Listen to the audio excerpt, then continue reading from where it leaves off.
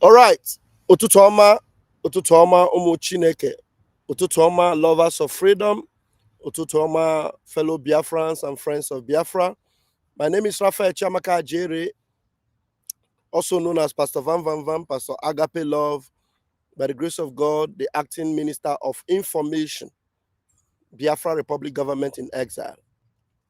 I greet you all this morning, and I bring you good tidings. Good tidings because the paths and the lines are now pleasantly falling in pleasant places for the Biafran people. The lines are falling in. Things are taking shape. Actually, we are, doing the needful in every ramification. And I want to applaud Mazi Aloy Ejimakor, the legal counsel, to our indomitable leader, Onyendu Nnamdi Kanu. Aloy Ejimakor have made it clear, have declared that there's no way that trial can hold. Yes. You said no way. No way. It doesn't make any sense. And for whatever reason, they want that trial. It is complete rubbish. And he will never yield to that. And that's the way to go. When I saw this from the New Central Post this morning, I said, man, Aloy Ejimakor, that's the way to go. In fact, that is actually the stance of Omoyele Sowore, the convener of this March to Aso Rock movement. That have always been Omoyele Sowore's stance. Why are you allowing them to try Mazi Nnamdi Kanu? Why? Why? No, can you tell me why? You are allowing them to continue this charade of a trial. It doesn't make any sense. It's because of that Omoyele Sowore look at it and say, man, I have to do this in case these people don't know what they are doing, in case they don't know how to take it up. I will help them. I will teach them how to go about this. The zoo is a nonsense country. Nigeria is a rubbish country. And you have to show them that they are rubbish. How can you continue to say you want to try a man you kidnapped, and your court system have shown that there's no way that is possible? And at every given time you come up and the worst of it is this recent shameless judge called Omotosho, very useless Afonja. I come and say, I want to accelerate. Accelerate is going to how many months now? How many months now? Now, Aloy Ejimakor have said, there's no way I will allow this to continue. Don't call us for any other trial. We are not going to settle for that nonsense. It is either you decide or everything breaks. That's the news out there. You can see it already. You can see it. I display it there from News Central. That Nnamdi Kanu's lawyer rejects requests to resume his trial. Now, the question about this nonsense is that trial of what? How? 5 years running? Trial of a man you kidnapped? 5 years running? And in the midst of this nonsensical trial, he has defeated you everywhere. Everywhere. In the world stage, in the local stage, in the national stage, everywhere. Everywhere. Everywhere. He has defeated you. He has shown that you have nothing to present. And the best of your presentation of whatever you want to do is to present witnesses that you masked witnesses who could not prove anything, and you were there, saw everything. Imagine Nnamdi Kanu was listening to you. It came to a point, I don't know, I have never seen that in the zoo before.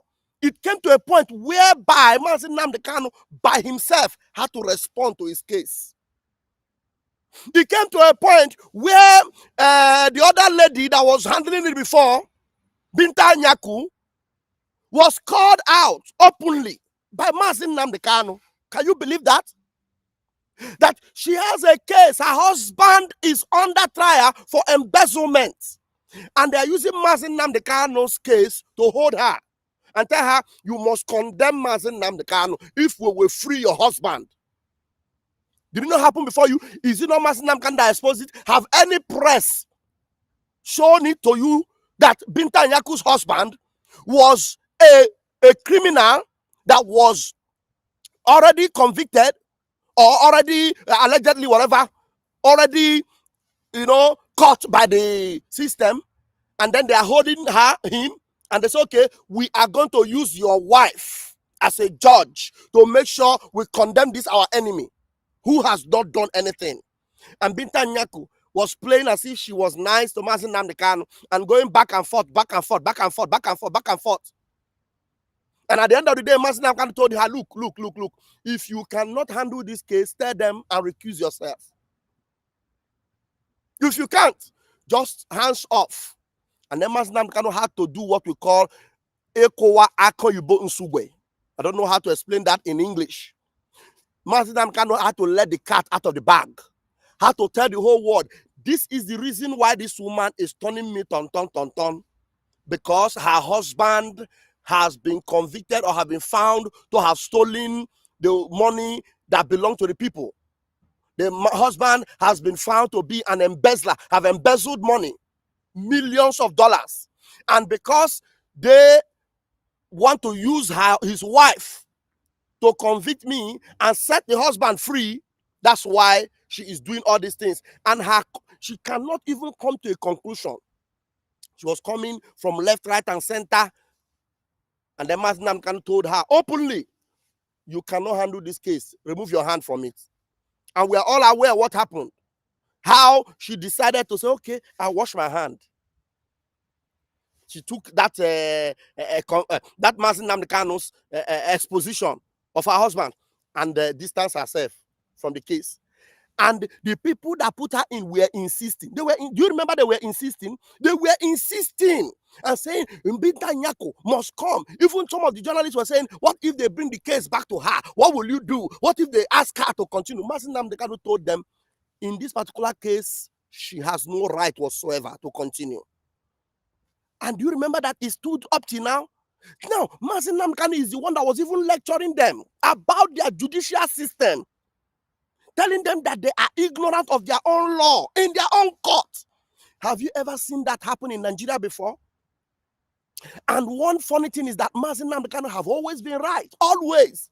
Something some of you might consider and say, this is a taboo. Even the useless, shameless bastard of a lawyer called Ifeanyi Ejiofor.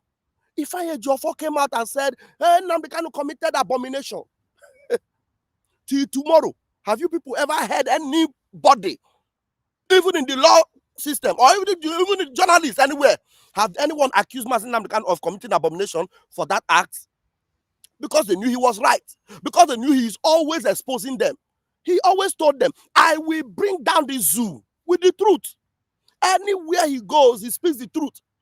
A lawyer whom the Nigerian government put in to make sure that Mazi Nnamdi Kanu case does not see the light of the day was accusing Mazi Nnamdi Kanu. Ifeanyi Ejiofor was accusing Mazi Nnamdi Kanu of committing abomination. Till tomorrow, me and you, we are still alive here. Nobody, none of the judges have ever come out and say, Mazi Nnamdi Kanu, that thing you did against Binta Nyako was an abomination. It was against the law. Because Mazi Nnamdi Kanu, as the one that they are accusing, can defend himself. When the lawyers were not allowed to speak, he took charge. Until tomorrow, that is what is leading up to this point where we are. That's the reason why DSS could not any longer hold back on Mazi Nnamdi Kanu, cover him down, and did not allow any one of us to see him as a Ejiofor wanted. As a Ejiofor wanted. And now today we have a lawyer who was able to win all the cases he stood on behalf of Mazi Nnamdi Kanu. Aloy Ejimakor have won all the cases. There are some points whereby you might fault anything you have seen on the media, but I have no right whatsoever to fault Aloy Ejimakor. He is taking the necessary steps in the interest of his own clients. And right now he has taken the bull by the horn and tell them, look, let me tell you, I reject any attempt you want to make us to be going back and forth with this nonsensical trial that does not and should not ever exist anywhere. It shouldn't be happening. And that's where we are. And I am very happy that Aloy Ejimakor have come to that particular point where Omoyele Sowore actually told them. And now, having initiated this march to Aso Rock, which some of us, are so excited about it, and I am, because it can only be win-win for us. It can only be win-win for us. You see a country where right now, as we speak, terrorists, bandits, drug barons, murderers, criminals are being pardoned. We were watching while the man called the cop, Abba Kyari, the super cop, was convicted also. Today, my brothers and sisters, do you hear anything about Abba Kyari? A convicted criminal, drug kingpin, and the criminal police. Have you heard anything about him again? In this country? Mazi Nnamdi Kanu has never been convicted of anything. Nothing whatsoever. You see them in this country. I saw the post from the Nigeria Army. Oh my God. Nigeria Army. You saw what they were posting. They will make a headline and they will say, a terrorist IPOB, terrorist ESN. You will never hear them make terrorist Boko Haram. No. Terrorist IPOB ESN. They use IPOB as an headline and call them terrorists. But real terrorists hanging AK-47 and gun are there in the open. They don't call them terrorists, they call them bandits. Have you ever seen them refer to IPOB, even ESN, as bandits? And when they even say IPOB is indigenous people of Biafra. How can you call a whole nation that you have never convicted any one of them as terrorists before. When you call IPOB terrorists, you are calling the Biafrans, indigenous people of Biafra, you are calling them terrorists. Up till tomorrow, we keep correcting this nonsense, and they keep using it. IPOB terrorists, IPOB. Shame on all of you. Shame on all of you. Now I'm going to show you the video as Aloy Ejimakor presented it to you. You idiotic fools that do not want to learn. And I'm happy Aloy Ejimakor is now becoming defiant to every one of this your charade. And this is the way to go. This is the way to go. And if we must face Nigeria, we must reject every of her nonsense. We must not bow to their rubbish. No way. We must never, ever, ever, ever bow to their rubbish. We must reject it just the way Aloy Ejimakor is rejecting it now, and that is how it must be. If you reject the devil, you reject the works of the devil. You reject the devil and reject all his works. I'll show you. Aloy Ejimakor continues, and I love it that he is making this post and making it clear. Making this post and making it very, very clear. Now let's listen. And he says this morning, 7 hours ago, if you are searching for reasons to join Omoyele Sowore for Mazi Nnamdi Kanu October 20, here is one of many. 7 hours ago, he posted these 2 minutes. That is based on the following. The warrant upon... Hold on. We must continue. Is based on the following. The warrant upon which Mazi Kanu was arrested was issued by a federal high court in Abuja. Warrant of a federal high court in Nigeria is not valid for effecting an arrest in Kenya. Kanu did not undergo extradition proceedings in Kenya. Extradition is a condition precedent to the assumption or jurisdiction of a court over a fugitive suspect returned from overseas. So the condition precedent was not met. That's a challenge to jurisdiction. Then we have Article 12, Sub 4 of the African Charter on Human and People's Rights, ratified in Nigeria in 1979 and codified as part of our laws in 1983, that prohibits unlawful expulsion of Africans from one country to the other. Yes. And we have the continental counterpart that prohibits as such. It's our position that Mazi Nnamdi Kanu's exit from Kenya was unlawful expulsion that robs this honorable court of jurisdiction. So now, are they not even ashamed? Oh my God. How can you be in such a country? Thank you, Kingsley Nwobodo. Eh? How can you bring somebody that you kidnapped to court? These people are so shameless. Hey, God. How can a human being even identify himself as a Nigerian, for goodness sake? How can you bring somebody that you kidnapped, and you have been exposed? You have been busted. You tried to cover it, but you couldn't. You have been busted. And yet, you say you are judges. Judges! Old men, elderly people with white, whatever you're wearing in your head. And you're talking about a case. You're talking about trial on someone you kidnapped. This is unbelievable. This is unbelievable. And with all the things happening in Nigeria today, with the things that the governments are doing today, and you are still proud and bold and talking about trial. People are so shameless. I feel like spitting on all of your faces. Someone you kidnapped. Someone who did not jump bail, who was in his house. These things, the evidences are there. Because they started accusing him, he jumped bail. And the evidence is up there. Nobody. Mazi Nnamdi Kanu never jumped bail. You came to take his life. And in the process, you took the lives of 28 people. How about those 28 people you took their lives? 28 human beings that was officially counted. Official. Not the ones that were running into the bush, that either was swallowed in a swamp or in a canal, or some of them were probably eaten by some animal. Because from the sources, we know that there were more than 28 people that lost their lives on that day. More than that. And after that, as a result, Mazi Nnamdi Kanu's parents lost their lives because of the pressure and the kind of things that happened to them for what the ordeal their son went through, the kind of trauma they went through. They couldn't stand it. They gave up the ghost. This man, God helped him to escape for his life. And then you found your way, how you manipulated. Because if your ways are pure and right, you will easily approach Kenya and tell them that, we found out that Mazi Nnamdi Kanu is in your country.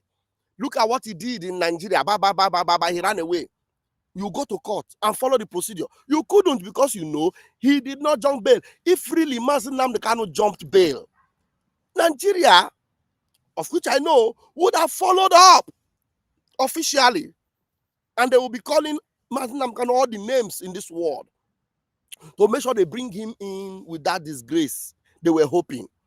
But Mazi Nnamdi Kanu did not. He's an honorable man. Very honorable man. A man that honors his word. A man whose word is his bond. Mazi Nnamdi Kanu's word have always remained his bond. And you shamelessly kidnapped him, and now you are busted. Haven't been busted. Are you not going to be shameful to say, we are sorry? Oh yeah, everything quietly. Mazi Nnamdi Kanu, oh yeah, no, sorry, okay, let us do this. For the nation, at least to cover your shame. They are not even covering their shame.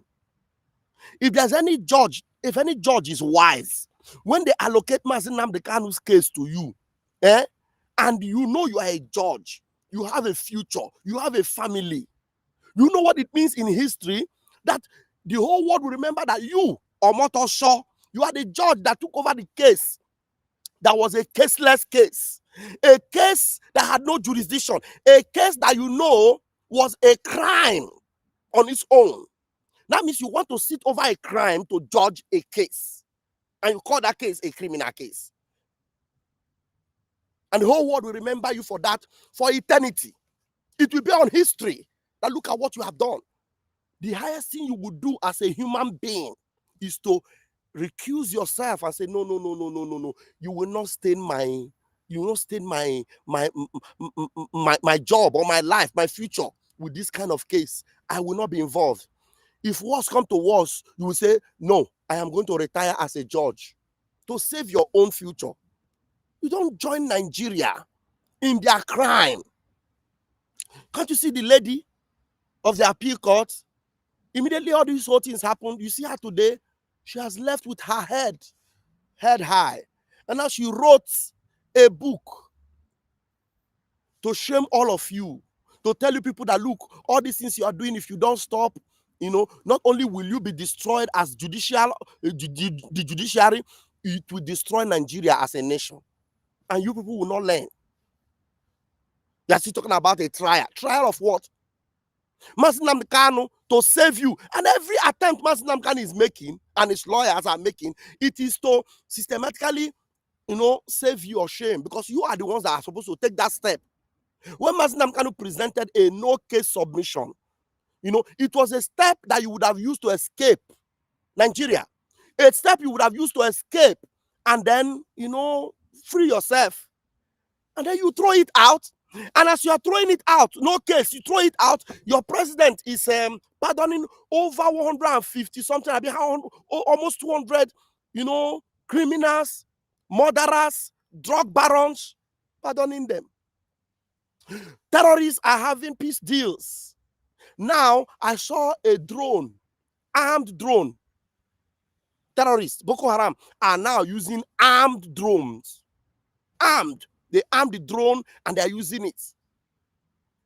I saw a video this morning where the terrorists, they were moving in, and these were on a level field. You see terrorists videoing themselves on a level field.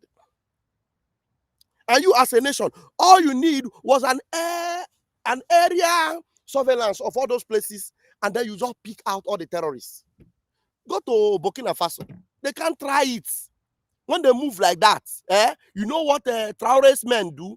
They just take them out. You go to that desert. Once they see them moving in that convoy in the desert, they use their drone and just bombard them, every one of them. Bombard all of them.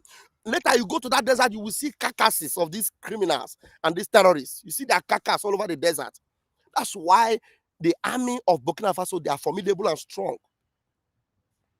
These terrorists cannot boldly be moving around in Burkina Faso area the way they are moving in Nigeria. I saw the video. They were moving and they were videoing themselves. They are moving with trucks and hillocks and bikes in open field. And this is movement that will take them hours. You want to tell me that they don't have, Nigeria don't have surveillance to know that these movements are going on? But the next thing you will you will see them, the army coming to right. IPOB, God punish all of you. Let's listen to Aloy Ejimakor. Listen to him again. I'll take it from the top. It's based on the following. The warrant upon which Nnamdi Kanu was arrested was issued by a federal high court in Abuja. Warrant of a federal high court in Nigeria is not valid for effecting an arrest in Kenya. Kanu did not undergo extradition proceedings in Kenya. Extradition is a condition precedent to the assumption of jurisdiction of a court over a fugitive suspect returned from overseas. So the condition precedent was not met. That's a challenge to jurisdiction. Then we have Article 12, Sub 4 of the African Charter on Human and People's Rights, ratified in Nigeria in 1979 and codified as part of our laws in 1983 that prohibits unlawful expulsion of Africans from one country to the other. Yes. And we have the continental counterpart that prohibits as such. It's our position that Nnamdi Kanu's exit from Kenya was unlawful expulsion that robs this honorable court of jurisdiction. So we're not talking only international law here. There's a misconception that, hey, Ejimakor is talking about extraordinary rendition as if it's out of the blues. No, even our constitution prohibits extraordinary rendition. When the constitution said at section 35 that nobody shall be subject to arbitrary or unlawful arrest. What does that tell you? It means the constitution says extraordinary rendition even within the domestic territory of Nigeria is unconstitutional and is illegal. So at the arrest or what happened to Nnamdi Kanu in Kenya was arbitrary and unlawful. These are our positions and they are very, very clear. We have these Nigerian authorities. Aloy Ejimakor is quoting their own law. Their own law. That arbitrary arrest, even within Nigeria, is a grave offense. Talk less of that same Nigeria now committing the arbitrary arrest from another country. Extraordinary rendition is what it is called. And they are shameless. They are still calling for trial. Thank you, Aloy Ejimakor, for rejecting this their sham of a trial.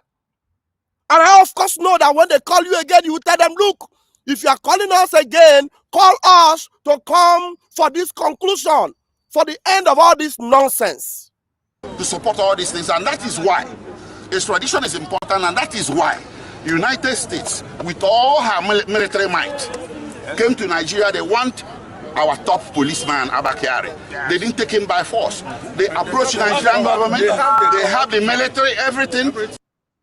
Did you hear that? Abba Kyari committed offense. From Nigeria, committed offense in America. America found out, and remember that America have the right and power. They have the right and power to come and kidnap Abba Kyari and all what have you. But they didn't do it. They didn't do it. What did they do? They requested for his extradition. They requested officially. Officially. To tell you the power of America. When American citizen was kidnapped by terrorists in the north, you remember what happened? Because America knew that Nigeria is a useless, hopeless country. Nigeria that allows terrorists to kidnap their own people. How would they care if terrorists kidnap Americans? So what did Americans do? What Americans did was that they were able to go in the midst of that terrorism, dismantle the terrorists, and took their American citizens away from Nigeria. Tell me, will it be difficult for them to take Abakari? Because Abakari was already under the control of government. In that case of that American citizen, it was under kidnappers. Kidnappers then. They delivered an American from kidnappers then. Now, do you know what is happening? People are even calling upon the Pope, the president of the Vatican City, to raise up an army to protect Christians in Nigeria. Are you people not ashamed? A foreign country, even a country as small as Vatican. Do you know what Vatican is? Vatican is a place, is the place we call St. Peter's in Rome. It's just a small place like this. But the person in charge of Vatican is the Pope, a very powerful man. Now they are calling upon Pope to raise army from Vatican to start protecting Christians in Nigeria. Very soon we are going to see. So if terrorists can be operating inside Nigeria, then we can have a legitimate army from foreign country that will be in Nigeria protecting Christians. Watch, you will see what will happen to all of you. Now Rome is planning on how to come into Nigeria and begin to protect Christians in Nigeria. Shameless bunch of animalistic kingdom. United States, with all her military might, came to Nigeria. They want our top policeman, Abakari. They didn't take him by force. They approached the Nigerian government. They have the military, everything, but they are approaching our cause to issue an order that is called an extradition order or extradition warrant. So why didn't Nigeria respect Kenya? If Kenya cannot come to Nigeria and grab anybody and take them back to Kenya and subject them to trial, why should Nigeria be allowed to go to Kenya and grab anybody without authority of law? Okay, sir. Okay, and sir. Subject them to trial. Sorry, sir. So that is our case in chief. What happened? That is what our case in chief. Thank you, Mazi Aloy Ejimakor. And you see, and before then, he had already given them evidence. All these pictures you are seeing here, go to Aloy Ejimakor's Twitter handle. All these are evidences of the victory Mazi Nnamdi Kanu have scored in different courts. 1, 2, 3, 4. Evidence with dates and everything, with stamps, Nigeria certified copy. You can see this one written there is the certified true copy, Federal High Court, Umuahia. This one is the one Aloy Ejimakor by himself won. Oh, this one that Aloy Ejimakor did win. This one is not the one that United Nations told Nigeria, look, what you did was inhumane and criminal. Return Mazi Nnamdi Kanu. As at then, 4 years ago, they gave Nigeria 6 months. 6 months have turned into 4 years. And Nigeria are so shameless. And then they brought a shameless lawyer called Omotosho. And he came and said, I am going to accelerate. You see the acceleration that he's accelerating? Accelerating backward. Everything about Nigeria is what? Accelerating what? Backward. You see them, they will rush and say, call them together. They'll come to court. Mazi Nnamdi Kanu will present his case, and you will see them, they will start talking rubbish. They will start talking rubbish. Nonsense. Shameless lots of people. Shameless people. Now look at this. This is happening in the zoo called Nigeria. I want to show you the system, the powerful machine that Boko Haram are now using. It will surprise you that this is happening in the zoo called Nigeria. Look at this now. This is happening in Nigeria as I will begin to round up now. See? Boko Haram now use armed drones to attack on Saturday. They launched a coordinated assault using armed drones and IEDs in an attempt to overwhelm troops' position in Borno State. Look at the drones. They armed them with bombs, rockets. Boko Haram are now using this. And then instead of Nigeria government to look into it and then face it, look at what the Nigerian army are doing. Instead of Nigerian army to do something about it, look at what they are writing. Follow up, see. Nigeria army shatters terrorist network. Now, Nigeria army, they are using the word terrorist now. Shatters terrorist network. Top IPOB commander. You see them? When they want to talk about IPOB, they will use terrorist network. It is their headline. IPOB commander and 26 others neutralized, arrest multiple suspects. And then they wrote a very long, unbelievable story. Shameless Shameless people. Not very long. You see, the long story. Nigeria Army. Nigeria Army. I don't know whether I have the video. Let me see. If I have the video, I'm not going to play the audio. So you see the movement of these terrorists. And then you see when people are commenting, see the comments. I love this Asmin. Asmin was showing them how Nigerian military troops, Asmin was showing them the topics that they should be treating. You know, how Nigerian military troops brutally shot dead dozens of defenseless citizens in Obaru, Anambra State. Look at them shooting at defenseless citizens. Now, this Asmin was showing them Christians abandoned to jihadists by complicit Nigerian military. Look at them. Oh, these ones are happening in Nigeria, 19th of August. You see them? Christians abandoned. This Asmin is showing them fully pictures, things that they should know. Breaking. My abductors are Fulanis, aided by some military personnel. You see that people are not abducting people are being aided by military personnel. Look at this now. Troops have not been able to see this one. Oh, bandits are not harmful to the society. Look at them, bandits. They are not addressing this one, but you know what they are addressing? IPOB. Look at this. Amnesty Group counters military. Says there is evidence of extrajudicial killings in Southeast. Are you seeing it? Asmin is bringing back to them to show them how troops of Nigerian military raided over 300 communities in Southeast, displaced 180,000 residents, reported by Sahara reporters. Are you seeing this? These are the news, the things. Now somebody says, please, can you make sense of these ones? Look at this. Look at the things that are happening in zoo. Let them make sense of this. There's an attempt at ethnic cleansing. Armed forces collude with armed bandits. General Tiwa Danjuma said this. Can you make sense of this? Nigerian military did not make any sense of this one. Another one again. How we brought in Fulani militias from Mali, Sierra Leone, Senegal, others to win 2015 election. Kawu Baraje. Can you make any sense of this?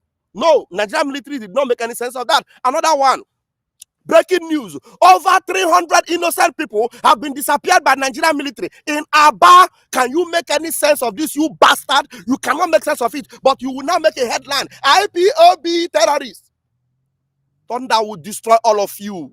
Evil people. Look at this one again. Nigeria Army begs Boko Haram ISWAP terrorists for reconciliation. Help me make sense of this one. Ndara Chineke Burono.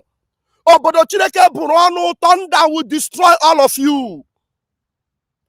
God will punish all of you, you evil people. God will punish all of you. Can you make sense of all these things? You are very quick to make a headline.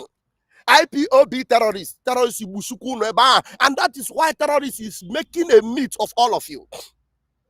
That is why terrorists are making meat of all of you. I will conclude with this video. I don't know if I have the time, but let me see if my time will allow me to play this video so that you will see it. Shameless people. Ndara. I don't know whether there's one video I should have shown. That video, that video, I know her bar.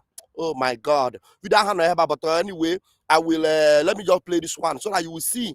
Look at this one. Bandits take over Yoruba speaking local government area in Kogi State. Bandits. They are using bandits. Oh.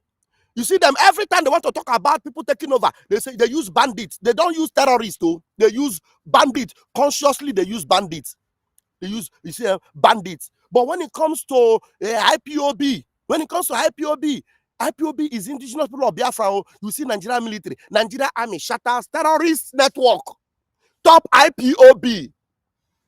You see, this your IPOB maligning or you singling out IPOB will destroy all of you. Now listen to this Yoruba man in 2 minutes. I don't know if I have the time. Let's go. The way I was looking at it at that time, as a matter of fact, I never knew that he would still be here.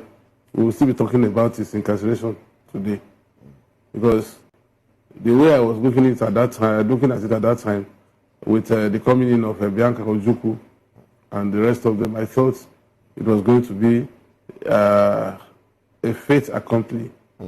But unfortunately, here we are, and it's been adjournment upon adjournment.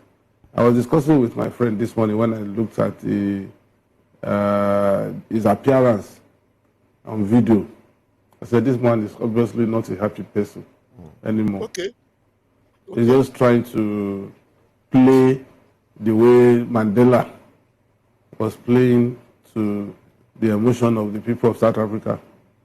Okay. When Mandela was released, and a journalist, I think from BBC or I can't remember the stable, asked him, I said, was there any time you were afraid of for your life?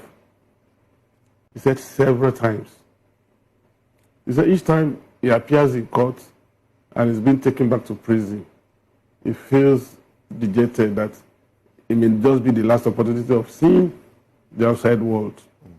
And that, but each time he looks back and see expression of hope in South Africans, particularly the blacks, that he will raise his clenched fist and smile. But it doesn't distract from the fact that he's not comfortable where he is.